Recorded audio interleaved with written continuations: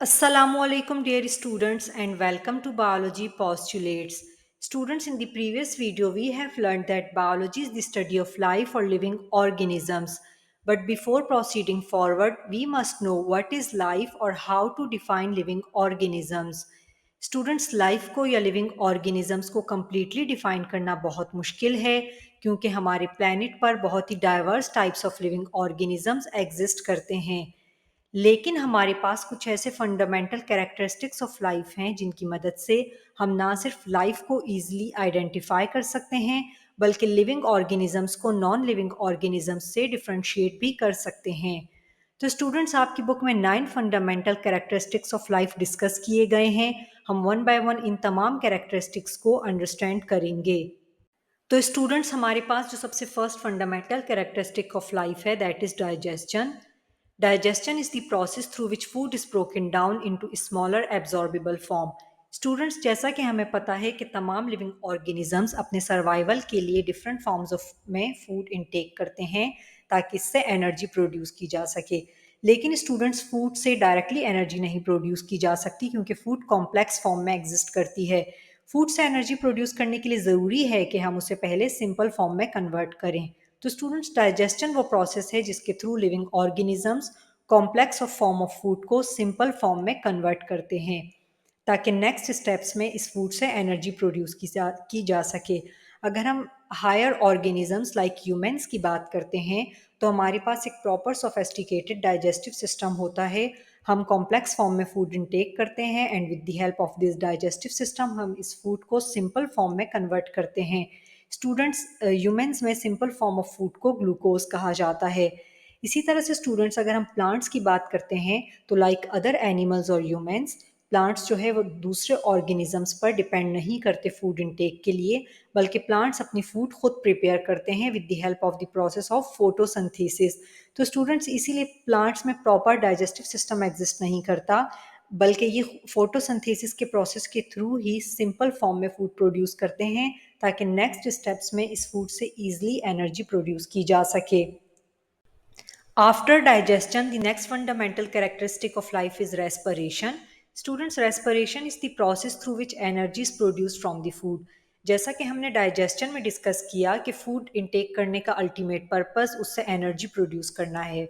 तो students, respiration वो process है जिसमें लिविंग ऑर्गेनिजम्स फाइनली फूड से एनर्जी प्रोड्यूस करते हैं। And different types of living organisms में मेनली दो तरह की रेस्पिरेशन एग्जिस्ट करती है। The first one is aerobic respiration that require oxygen. जैसा कि स्टूडेंट्स, हम ह्यूमंस में या फिर एनिमल्स में देखते हैं कि हम अपने सर्वाइवल के लिए या रेस्पिरेशन के लिए एयर से ऑक्सीजन गैस को इनहेल करते हैं और इसी तरह से कार्बन डाइऑक्साइड गैस को हम एक्सहेल कर रहे होते हैं। तो क्योंकि हमारे अंदर एरोबिक रेस्पिरेशन हो रही है। इसके ऑपोजिटली स्टूडेंट्स, जो सेकंड मेथड ऑफ रेस्पिरेशन है दैट इज एरोबिक रेस्पिरेशन, और इस टाइप ऑफ रेस्पिरेशन के लिए ऑक्सीजन की ज़रूरत नहीं होती, ये ऑक्सीजन की एब्सेंस में भी हो जाती है। सर्टेन बैक्टीरिया एंड ईस्ट में एनएरोबिक रेस्पिरेशन एग्जिस्ट करती है। Then the next fundamental characteristic of life is movement, which is very easy to understand. Students, हमें पता है कि living organisms फूड हंट करने के लिए या फिर शेल्टर अक्वायर करने के लिए एक जगह से दूसरी जगह मूव करते हैं। इसके ऑपोजिटली नॉन लिविंग ऑर्गेनिजम्स में किसी भी तरह की मूवमेंट एग्जिस्ट नहीं करती। तो स्टूडेंट्स, एनिमल्स में तो मूवमेंट को बहुत आसानी से ऑब्जर्व किया जा सकता है क्योंकि एनिमल्स फिजिकली एक जगह से दूसरी जगह मूव करते हैं।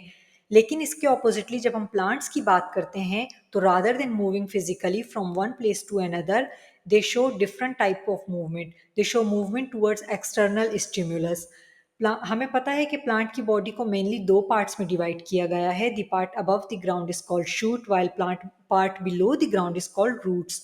तो स्टूडेंट्स, प्लांट्स की जो शूट्स हैं these move towards sunlight while roots moves towards the water. तो sunlight and water external stimulus हैं जिनकी तरफ प्लांट्स की बॉडी मूवमेंट शो कर रही होती है।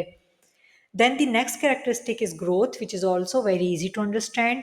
स्टूडेंट्स, हमें पता है कि विद टाइम लिविंग ऑर्गेनिजम्स की बॉडी के शेप एंड साइज में चेंज आता है और इस चेंज को ग्रोथ कहा जाता है।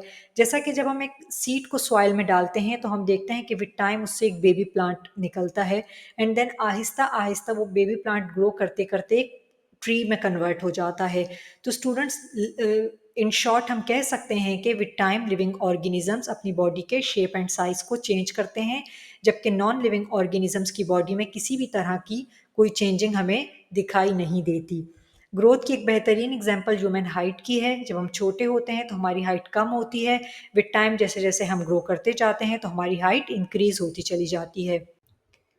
Then the sixth characteristic is development. Students' growth and development look same, but these are not same, just similar. तो पहले हम इन दोनों को डिफ्रेंशिएट कर लेते हैं। स्टूडेंट्स ग्रोथ एक क्वांटिटेटिव चेंज है, जैसा कि हमने हाइट की एग्जांपल के थ्रू से अंडरस्टैंड किया। हाइट को मेजर भी किया जा सकता है। इसके oppositely with time living organisms की बॉडी में कुछ फंक्शनल चेंजेस आते हैं जो कि क्वालिटेटिव इन नेचर होते हैं, इनको मेजर नहीं किया जा सकता। एंड स्टूडेंट्स इन चेंजेस को डेवलपमेंटल चेंजेस कहा जाता है। फर्दर हम इस एग्जाम्पल के थ्रू अंडरस्टैंड करते हैं। जब हम पैदा नहीं हुए होते स्टूडेंट्स, तो बिफोर बर्थ जो हमारी अर्ली डेवलपमेंटल स्टेज होती है उसे एम्ब्रियो कहा जाता है। With time embryo different changes से गुजरता जाता है और फाइनली ये एक ह्यूमन बेबी में डेवलप हो जाता है।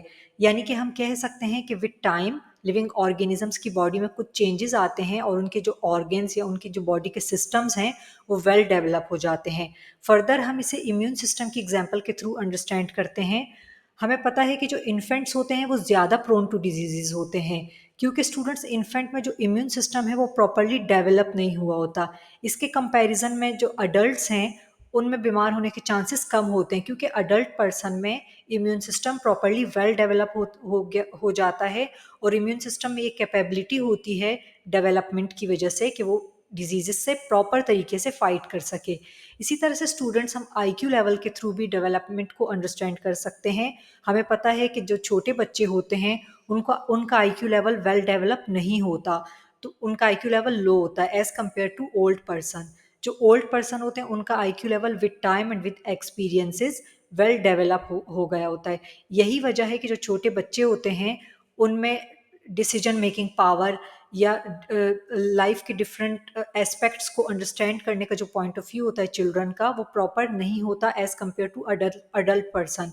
विद एक्सपीरियंस अडल्ट पर्सनस में आईक्यू लेवल वेल डेवलप हो जाता है, तो यही वजह है कि उनकी डिसीजन मेकिंग पावर या फिर लाइफ को स्पेंड करने का जो तरीक़ेकार है वो चिल्ड्रन से डिफरेंट होता है और ज़्यादा प्रॉपर होता है।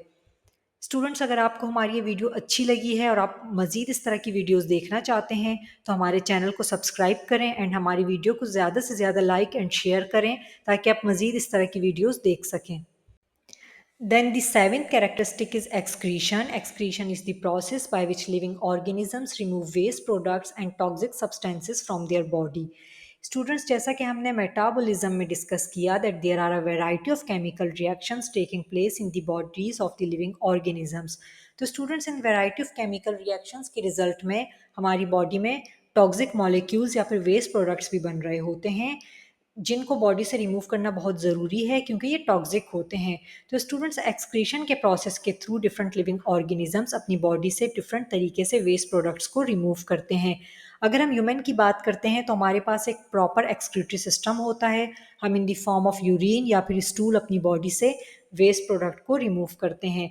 इसके ऑपोजिटली अगर हम प्लांट्स की बात करते हैं तो प्लांट्स में एक प्रॉपर एक्सक्रीटरी सिस्टम नहीं होता, बल्कि बल्कि सिंपली स्टूडेंट्स प्लांट अपने जो ओल्ड लीव्स हैं उनको शेड करके एक्सक्रीशन का प्रोसेस एग्जीक्यूट करते हैं।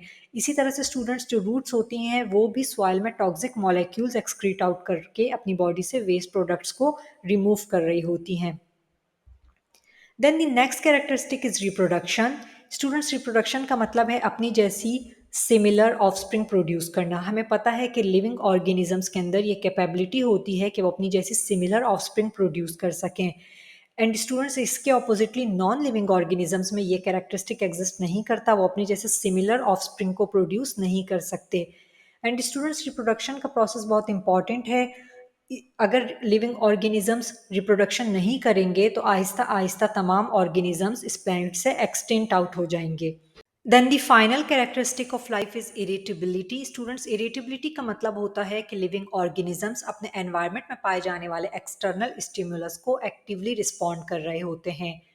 जैसे कि स्टूडेंट्स, अगर हम कोई हमें टीज करेगा या हम अनहैप्पी होंगे तो हम एक एंग्री गेस्चर देंगे। इसी तरह से जब हम खुश होते हैं तो हम एक हैप्पी गेस्चर देते हैं। सिमिलरली स्टूडेंट्स, अगर हम अचानक से आग को टच कर लें तो हम इमीडिएटली अपना हैंड रिमूव कर लेंगे। तो इन शॉर्ट के लिविंग ऑर्गेनिजम्स अपने एनवायरनमेंट में पाए जाने वाले जो एक्सटर्नल स्टिमुलस हैं उनसे इन्फ्लुएंस होते हैं और उनको एक्टिवली रिस्पॉन्ड कर रहे होते हैं। इरिटेबिलिटी स्टूडेंट्स प्लांट्स में भी एग्जिस्ट करती है, जैसा कि हमने मूवमेंट के टॉपिक में देखा कि शूट्स टुवर्ड्स सनलाइट जबकि रूट्स टुवर्ड्स वाटर मूव कर रही होती हैं। तो ये जो मूवमेंट है प्लांट्स की टुवर्ड्स एक्सटर्नल स्टिमुलस, ये भी इरिटेबिलिटी की एक एग्जांपल है। इसी तरह से स्टूडेंट्स आप इरिटेबिलिटी को टच मी नॉट प्लांट में भी देख सकते हैं। जब भी हम टच मी नॉट प्लांट के लीव्स को टच करते हैं तो वो क्लोज हो जाते हैं। तो इन शॉर्ट ये कि तमाम लिविंग ऑर्गेनिजम्स अपने एनवायरनमेंट से इन्फ्लुएंस हो रहे होते हैं। ऐसा नहीं होता कि एनवायरनमेंट में जो भी चीज़ हो रही है उससे लिविंग ऑर्गेनिजम्स को कोई फ़र्क नहीं पड़ रहा।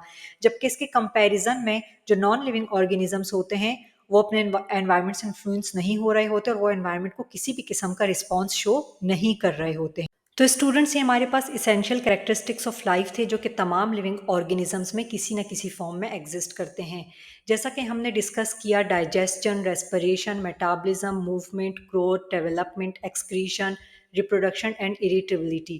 तो स्टूडेंट्स ये तमाम कैरेक्टरिस्टिक्स जो डिफरेंट टाइप्स ऑफ ऑर्गेनिजम्स हैं लाइक एनिमल्स, प्लांट्स या फिर माइक्रो ऑर्गेनिजम्स, इन सब में डिफरेंट तरह से एग्जीक्यूट हो रहे होते हैं। आप फ्यूचर में फर्दर क्लासेस में इनकी डिटेल्स पढ़ेंगे कि किस ऑर्गेनिज्म में कौन सा प्रोसेस किस तरह से होता है। एंड स्टूडेंट्स इन कैरेक्टरिस्टिक्स की हमने डेफिनेशन भी डिस्कस की। वो आपके कोर्स का हिस्सा नहीं है, but being student of biology you must know कि कौन सा कैरेक्टरिस्टिक ऑफ लाइफ जो है उसको किस तरह से डिफाइन किया जाता है।